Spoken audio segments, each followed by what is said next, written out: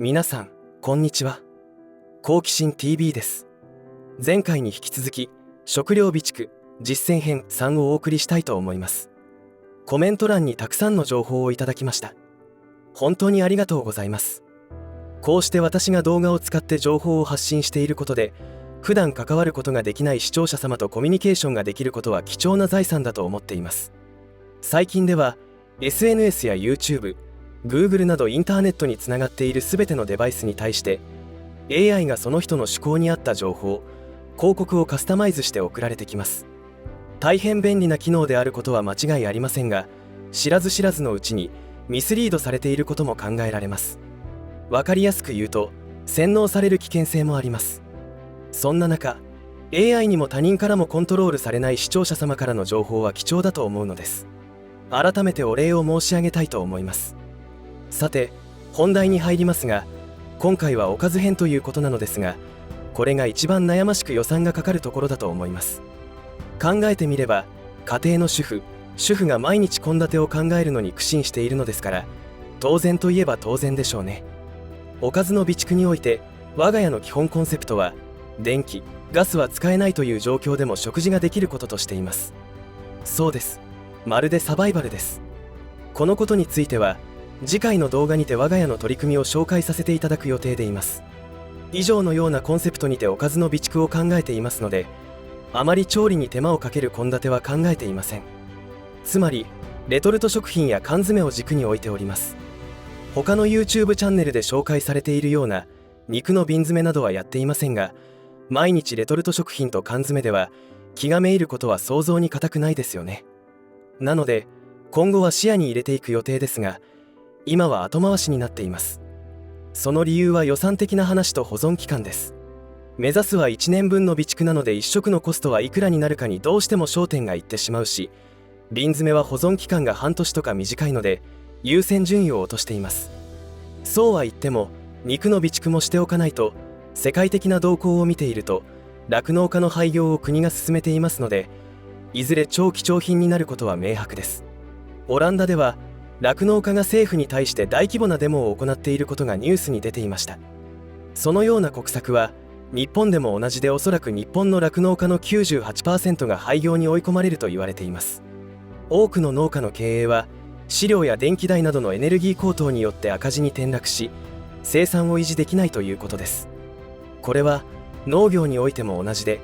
2023年の米の収穫はどうなるのでしょうか。全く楽観視できない状態です。と言いますか、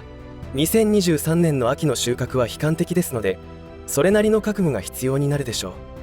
少なくとも農作物は種をまかなければ実は収穫できないということは誰も否定できない事実だと思います。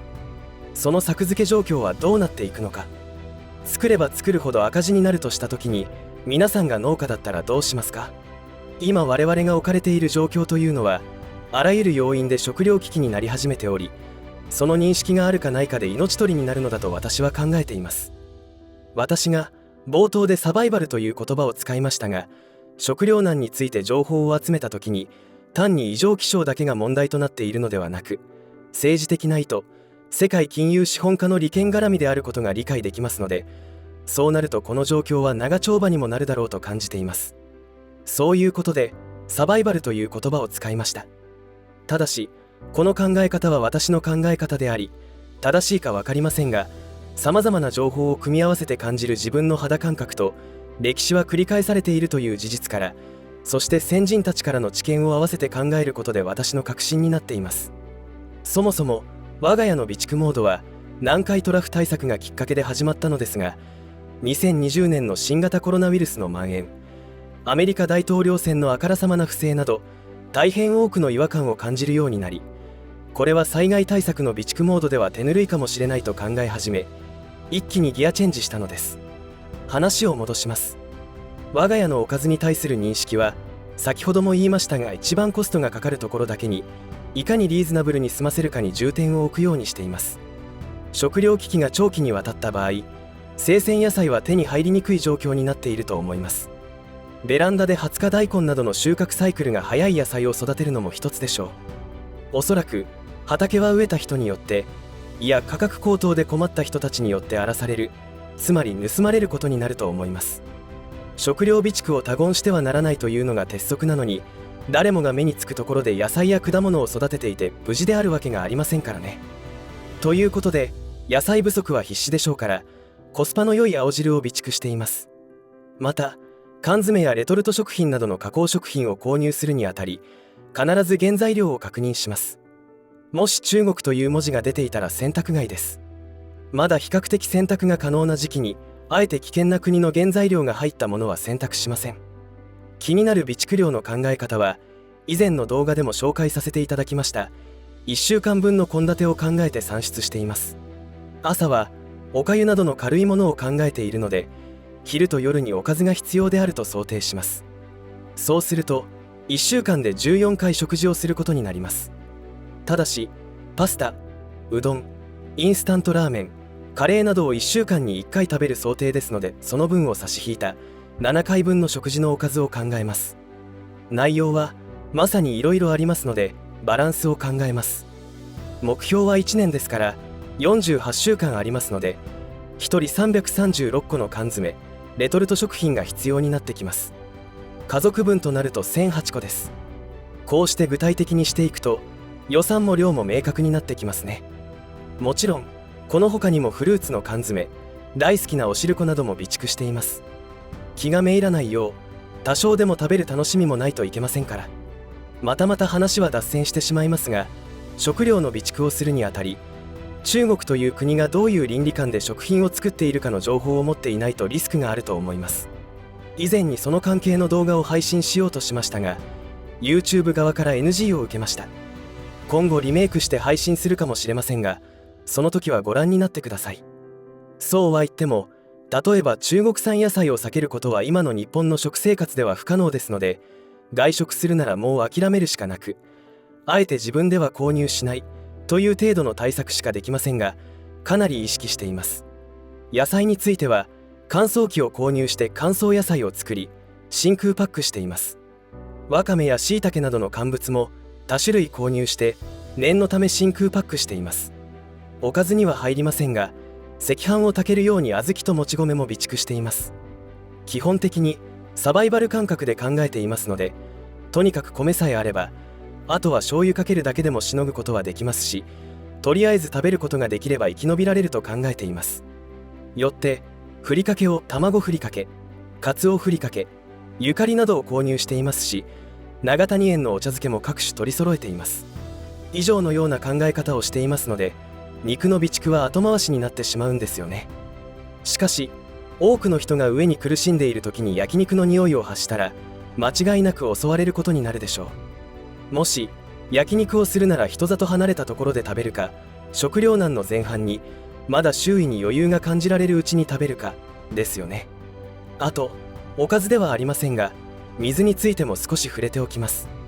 水は1人1日1リットル、調理を含めるなら3リットル必要ということになります。